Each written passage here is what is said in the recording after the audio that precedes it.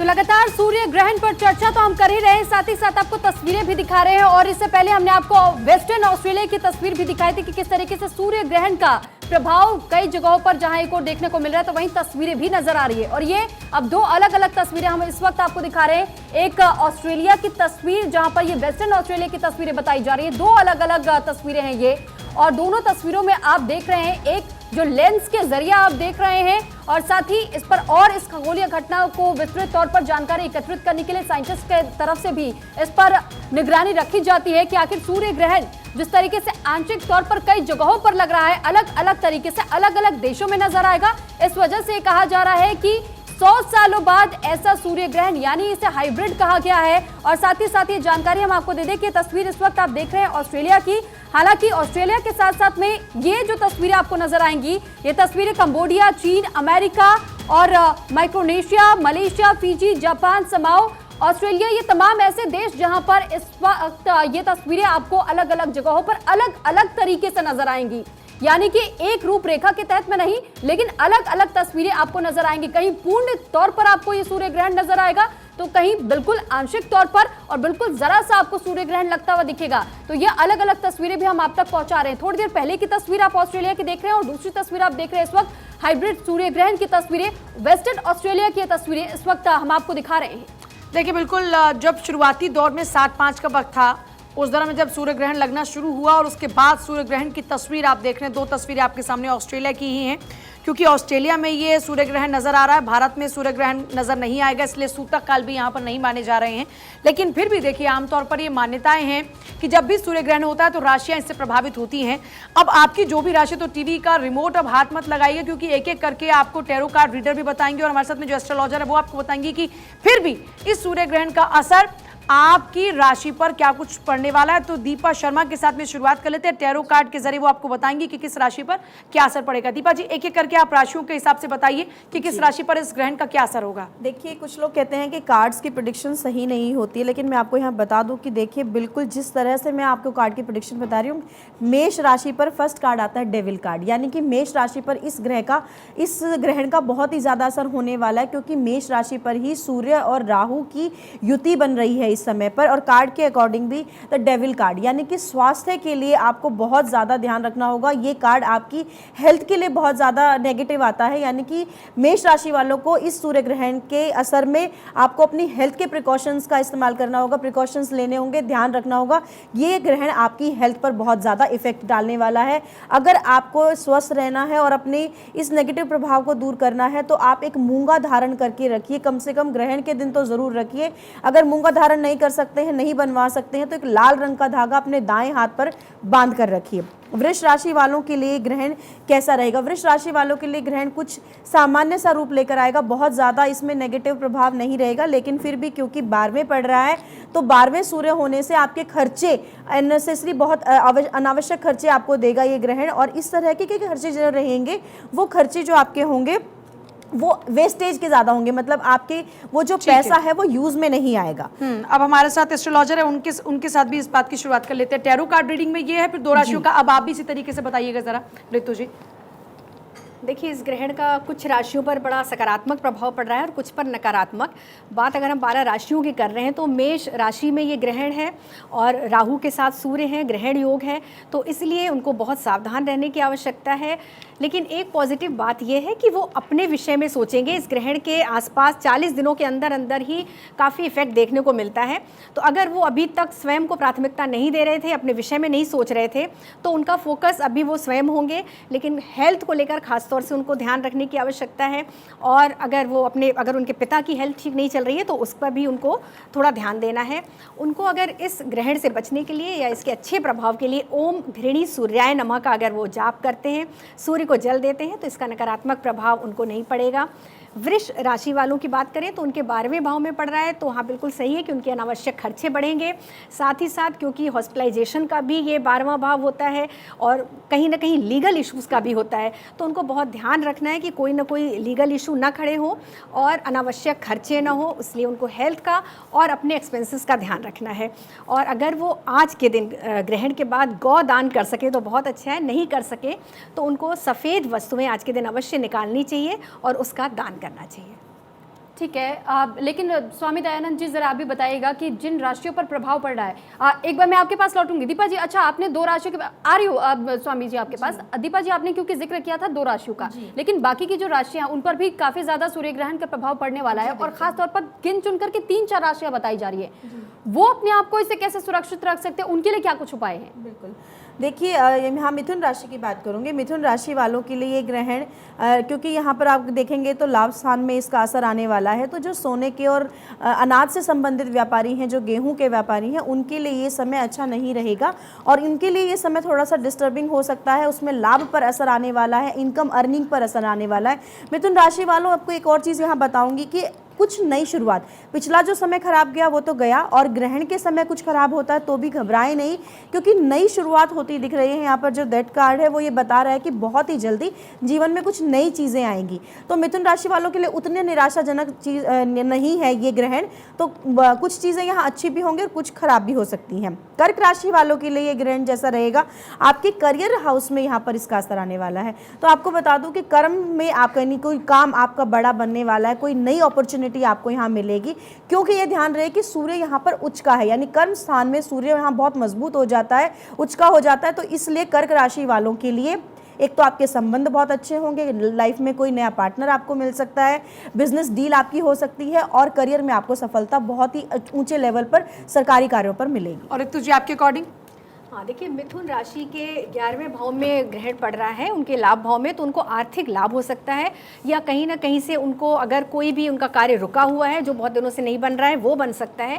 पारिवारिक थोड़ा सा तनाव में वातावरण हो सकता है, उसका उन्हें ध्यान रखना है।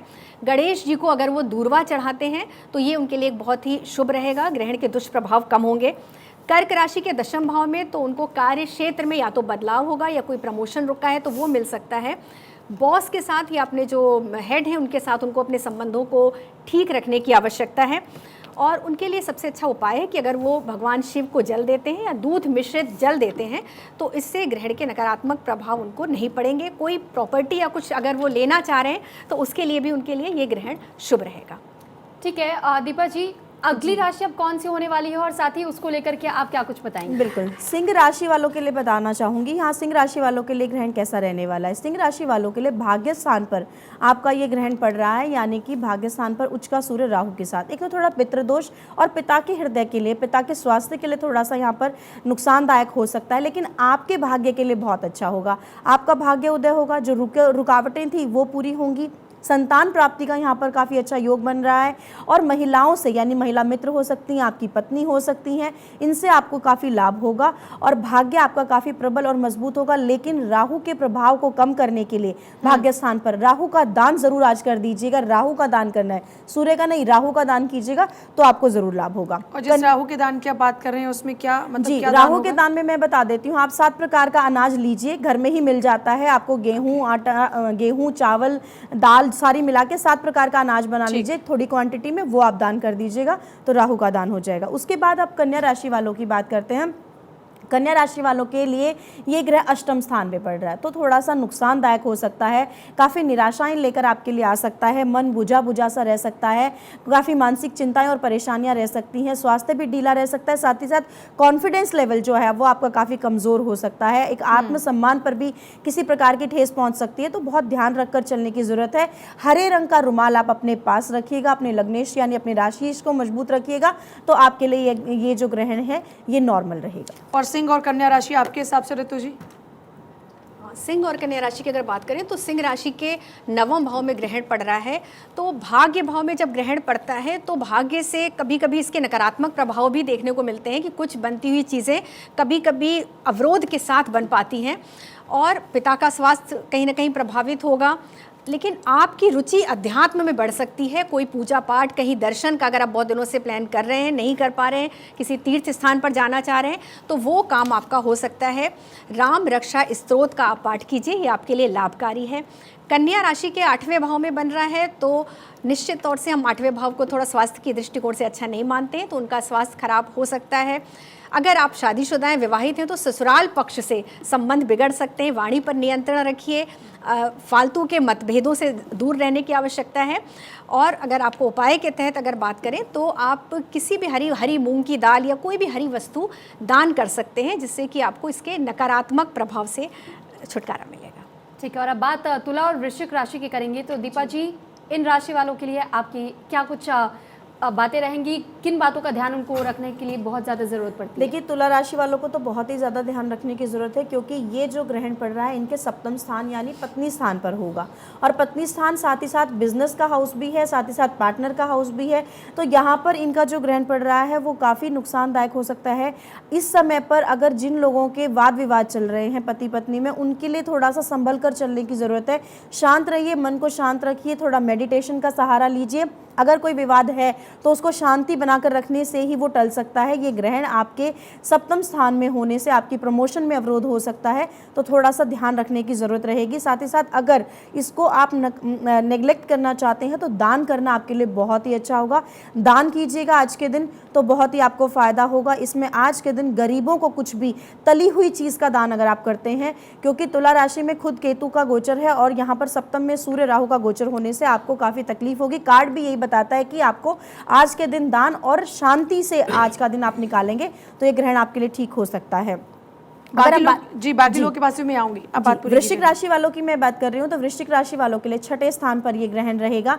यहाँ पर जो गर्भवती महिलाएं हैं, फिर मैं, क्योंकि जैसे कि अभी भी सबने डिस्कस किया कि गर्भवती महिलाओं के लिए ग्रहण नुकसानदायक हो सकता है, उसी प्रकार से वृश्चिक राशि वाली जो खासकर की महिलाएं हैं उनके लिए ग्रहण थोड़ा सा अच्छा साबित नहीं होगा। उनको नुकसान होने की संभावना है, मिसकैरेजेस की संभावनाएं रहेंगी, क्योंकि छठा स्थान यूट्रस का भाव रहता है और उसमें सूर्य और राहु के यहाँ युति हो रही है। तो बहुत संभल कर चलिएगा आज के दिन, किसी भी तरह की लापरवाही आज आपको नहीं करनी है। वैसे आपको शत्रुओं पर आज के दिन, जो जिन लोगों के केस मुकदमे चल रहे हैं, शत्रुओं पर आपको ज़रूर विजय प्राप्त होगी। और आज के दिन अगर किसी गरीब महिला को या कोई भी ऐसी महिला जो बुजुर्ग है उसको अगर आप कुछ भी दान करते हैं, खाने की सफ़ेद रंग की चीज़, तो आज आपका दिन काफ़ी अच्छा रहेगा और ये ग्रहण भी आपके लिए अच्छा साबित होगा। और ऋतु जी, आपके हिसाब से इन दोनों राशियों पर क्या प्रभाव रहने वाला है और किस तरीके से बचाव किया जाए? बिल्कुल पूजा जी, देखिए तुला राशि के लिए बहुत खास है, क्योंकि सूर्य आज अपनी उच्च राशि में है और उनकी दृष्टि अपने नीच राशि पर, तुला राशि में सूर्य नीच के होते हैं, वहाँ पड़ रही है। तो सूर्य का जो प्रभाव है वो अच्छा नहीं रहेगा उनकी, क्योंकि नीच दृष्टि पड़ना ठीक नहीं होता है। तो जीवन साथी के साथ मतभेद हो सकते हैं, बात बहुत ज़्यादा भी बढ़ सकती है, तो बहुत पेशेंस रखने की ज़रूरत है। बिना बात के वाद विवाद को तूल नहीं देना है। और आपके व्यापार में अपने जो पार्टनर हैं उनके साथ भी आपको इसी तरह का ध्यान रखना है। कोई ना कोई नुकसान भी हो सकता है, पार्टनर से आपको नुकसान हो सकता है। और क्योंकि पेट से नीचे थोड़ा यूट्रस का भी आपको ध्यान रखना है, यूटीआई इन्फेक्शन या इस तरह की चीज़ें भी सामने आ सकती हैं। तुला राशि वालों के लिए अगर वो श्री सूक्त का पाठ करते हैं तो उनको जो नुकसान होने वाला है उसमें कई हद तक वो नहीं होगा। उनको आज के दिन, खास तौर से आज के दिन श्री सूक्त का पाठ करना चाहिए। वृश्चिक राशि के छठे भाव में पड़ रहा है, तो अगर उनके ऊपर कर्ज है या अगर उन्होंने बहुत ज़्यादा ऋण ले रखा है तो उनके लिए भी अच्छा नहीं है। और आज कोशिश करें कि ऋण ना लें, उसको उतारने की तरफ सोचें। और आज के बाद हो सकता है अगर वो थोड़े से उपाय करते हैं तो ऋण उतरने के भी चांसेस हैं उनके। सबसे बड़ी बात है कि उनकी भावनाएं आहत हो सकती हैं, शत्रु प्रबल हो सकते हैं। कुछ छिपे हुए शत्रु जिनको हम मित्र समझते हैं कभी कभी, वो कहीं से प्रकट हो सकते हैं और उनका नुकसान कर सकते हैं। इस बात का उनको बहुत ज़्यादा ध्यान रखना है। नियमित रूप से अगर हनुमान चालीसा का पाठ करते हैं, सूर्य को जल देते हैं, तो उनके लिए ये अच्छा रहेगा। ठीक है ऋतु जी, और अब अगली राशि की हम बात करेंगे, धनु और मकर राशि। ऐसे लोगों को किस तरीके से अपने आप को बचाए रखना है सूर्य ग्रहण से और क्या कुछ उपाय उन्हें आजमानी चाहिए? जी, धनु राशि वालों के लिए बता दूं आपको, यहाँ की धनु राशि वालों के ये ग्रह पंचम स्थान में पड़ेगा। संतान का भाव है, आपकी एजुकेशन का भाव है, आपके पेट का भाव है। पेट दर्द की समस्या आपको हो सकती है, कॉन्स्टिपेशन या लूज मोशन जैसी प्रॉब्लम आज के दिन हो सकती है, डिहाइड्रेशन जैसी प्रॉब्लम हो सकती हैं। साथ ही साथ एजुकेशन का भी हाउस है, तो जो कम्पिटिटिव एग्जाम्स दे रहे हैं, जो बच्चे इस समय पर नीट की तैयारी कर रहे हैं या आईआईटी की जो भी अपनी तैयारी कर रहे हैं, उन बच्चों के लिए ये समय काफ़ी अच्छा है, क्योंकि यहाँ उच्च का सूर्य है लेकिन राहु भी साथ में, तो थोड़ा सा ध्यान रख कर चलिएगा। थोड़ी सी भी डिस्ट्रैक्शन आपके लिए नुकसानदायक साबित हो सकती है और संतान का भी ध्यान रख कर चलिएगा। वैसे एजुकेशन के हिसाब से धनु राशि वालों के लिए ये ग्रहण कोई खास असर नहीं डालने वाला है, काफ़ी सफलता वाला रहेगा, लेकिन यहाँ पर पेट से संबंधी प्रॉब्लम आपको दे सकता है। साथ ही बात करेंगे मकर राशि वालों के लिए, तो मकर राशि वालों के लिए यहाँ पर बता दूं आपको कि चौथे भाव में रहेगा। कोई विवादित प्रॉपर्टी खरीद सकते हैं इस समय पर, उससे आपको बचना होगा। साथ ही साथ कोई ऐसा काम जिसके लिए बहुत लंबे समय से प्लानिंग चल रही थी वो होने वाला है। और अगर विदेश के लिए सोच रहे थे या विदेश जाने की तैयारी कर रहे थे या विदेश से संबंधित कोई भी काम रुका हुआ था, वो इस ग्रहण के बाद आपका 100% हो जाएगा। अब ऋतु जी आप बताइएगा। देखिए धनु राशि के लिए ये ग्रहण एक तरह से शुभ फल देने वाला ही है, क्योंकि पंचम भाव में है। लेकिन खास तौर से जो गर्भवती स्त्रियां हैं, क्योंकि पंचम भाव संतान का भी कारक होता है, तो उनको सावधानी बरतनी बहुत आवश्यक है। आज के दिन जो भी उनके लिए रूल्स जो बनाए गए हैं उसको फॉलो करें। और ये मनोभाव का भी कारक होता है, हमारे प्रारब्ध का भी कारक होता है, तो आपसी रिश्तों में थोड़ी सी दूरी खटास आ सकती है, खास तौर से प्रेम संबंधों में। उसमें हो सकता है कोई गलतफहमी आ जाए, तो उसका भी इन्हें ध्यान रखना है। भाग्य से आपको लाभ होने वाला है और पूजा पाठ में आपकी रुचि बढ़ेगी। अपने इष्ट देव की आराधना आप करिए आज के दिन। जो भी आपके इष्ट देव हैं उनसे संबंधित उनके बीज मंत्र या उनकी जो भी आप आराधना कर सकते हैं उनकी करिए। अगर आपको अपने इष्ट देव नहीं पता तो विष्णु सहस्त्र नाम का जाप कीजिए। धनु राशि के लिए कुल मिलाकर बात करें तो ये शुभ फल देने वाला है। मकर राशि के चौथे भाव में है। चौथा भाव हमारे हृदय का भी होता है, तो अपने हृदय का ध्यान रखिए। अपनी माता के स्वास्थ्य का खास तौर से ध्यान रखिए। अगर कुछ नया प्रॉपर्टी गाड़ी ये लेना चाह रहे हैं तो इसके संजोग बन सकते हैं। कुछ जीवन में बदलाव भी होंगे। तनाव बढ़ सकता है, उसके प्रति आप थोड़ा ध्यान रखिए। तनाव न लें, थोड़ी देर मेडिटेशन करें और सूर्य को थोड़ा सा आप अगर उसमें जल में गुड़ मिलाकर और सूर्य देव को अर्घ्य दीजिए। इससे आपको इसका अच्छा शुभ फल मिलेगा।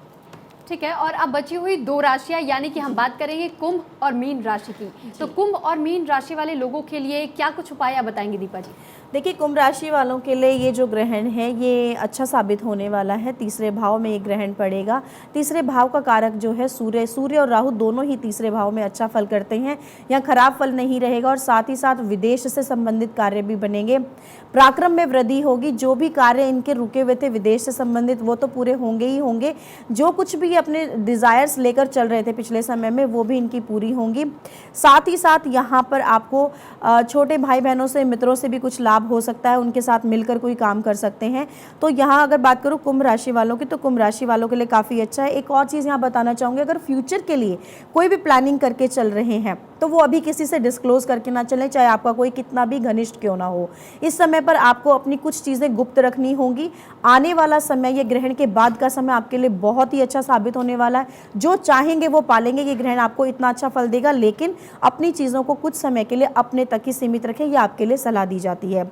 अंतिम राशि मीन राशि की बात कर लेते हैं। मीन राशि वालों के लिए ग्रहण द्वितीय भाव यानी धन भाव पर होने वाला है। आंखों से संबंधित परेशानी आपको 100% होगी। जिन लोगों की भी मीन राशि है आंखों का ध्यान ज़रूर रखिएगा, क्योंकि सूर्य और राहु की युति यहाँ आपकी आंखों को इफेक्ट ज़रूर करेगी। साथ ही साथ आपके लिए धन आने का योग काफ़ी अच्छा बनता है, क्योंकि धन भाव पर उच्च का सूर्य रहेगा तो आपको धन ज़रूर मिलेगा। और कोई महिला आपके जीवन में ऐसी आएंगी जिनसे कि आपका जो जीवन है वो काफ़ी परिवर्तित हो जाएगा। बहुत अच्छी बड़ी अपॉर्चुनिटी आपको मिलने वाली है। प्रोफेशनल और पर्सनल लाइफ दोनों को ही बहुत अच्छे से बैलेंस कर पाएंगे। मीन राशि वालों के लिए ग्रहण काफ़ी अच्छा रहेगा।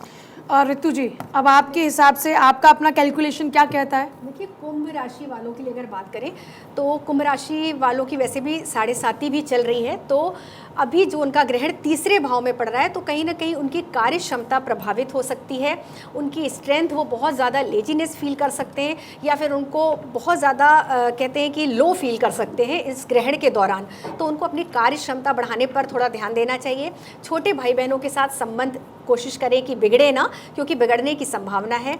और किसी भी अपने कार्य क्षेत्र में कुछ नया करने का वो सोचेंगे। हो सकता है कुछ बदलाव करें। अगर वो जॉब कर रहे हैं तो हो सकता है उनको बिजनेस करने के कुछ आइडियाज़ आएँ या उस पर भी वो कुछ काम कर सकते हैं। उनके लिए विशेष उपाय है कि आज के दिन या हर शनिवार को पीपल के वृक्ष में एक सरसों के तेल का दीपक अवश्य जलाएं। ऐसा करने से जो ग्रहण के नकारात्मक प्रभाव हैं उससे उनका बचाव होगा। मीन राशि की बात करें तो अगर हम बोलें कि मीन राशि में ये ग्रहण अच्छा है, क्योंकि उनके सेकंड हाउस में है, द्वितीय भाव में है। परिवार के साथ उनके संबंध अच्छे रहेंगे। कहीं ना कहीं से धन की प्राप्ति भी होगी, क्योंकि राहु भी अचानक धन देने का कारक है। जब राहु की में गोचर गोचर होता है या दशा होती है तो कहीं ना कहीं से हमें धन अवश्य प्राप्त होता है, लेकिन खासतौर से वाणी पर कंट्रोल रखें, क्योंकि राहु कभी कभी वाणी बहुत खराब कर देता है और उससे संबंध बिगड़ जाते हैं। तो उनको अपने वाणी पर कंट्रोल रखने की आवश्यकता है और ओम नमः शिवाय का ज़्यादा से ज़्यादा जाप करें, उनके लिए बहुत अच्छा रहेगा। चलिए, सभी राशियां निपट चुकी हैं। सभी राशियों के हिसाब से आप लोगों ने जान लिया कि क्या असर पड़ने वाला है आपकी राशि पर और उसके लिए आपको क्या उपाय करने हैं।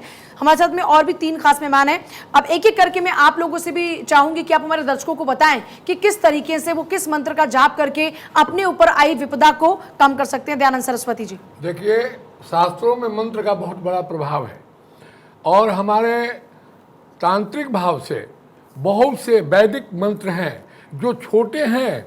सत्संज्ञा के दोहरे, अरनावक के तीर, देखन में छोटन लगे घाव करे गंभीर। जैसे सूर्य को अगर शांति करनी है, आत्मा का कारक है, तो आदित्य वर्णो सूर्यवाय नमो नमः। अगर चंद्र का जैसे वृश्चिक राशि का भी बतलाए 12 भाव में, 12 भाव में कोई ग्रह अच्छा नहीं होता है बृहस्पति के अलावा।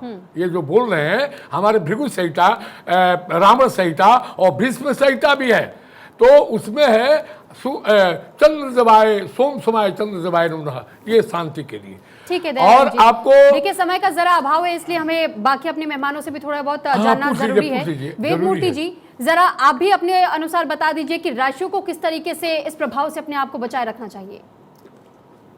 देखिए, ये ग्रहण लगभग सभी 12 राशियों के ऊपर कुप्रभाव डाल रहा है।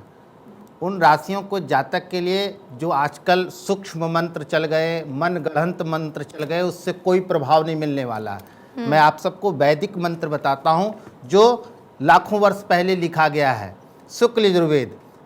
अगर सूर्य आपका पीड़ित है तो आप वैदिक मंत्रों का जाप करें। दर्शक हमारे आकृष्णेन रजसा वर्तमानो निवेशयन्ना मृतन मर्त्यंच हिरण्येन शवितारथेना देवो जाति भुवनानि पश्यन्ना। चंद्रमा के जातक लोग इमं देवास पत्नगुं शुभद्वम महते छत्राय महते ज्येष्ठ्याय महते जान राजेन्द्रियाय इमम मुख्ये पुत्रममुख्ये पुत्रमस्य वेखवोमि राजा सोमो अस्माकं ब्राह्मणानागुं राजा। ये चंद्रमा का मंत्र है। मंगल का अग्निर्मूर्धा दिवः ककुत्पतिः पृथिव्या अयम अपागुं रेतागुं सिजिन्वती, ये मंगल का मंत्र है। बुद्ध का ओम उद्बुद्धिया स्वाग्रे प्रतिजाग्रहे त्वमिष्टा पुरते सग्गुं त्रयंचा अस्मिन् सदस्ते अद्युतरस्मन् विश्वे देवा यजमानश्च सीदता।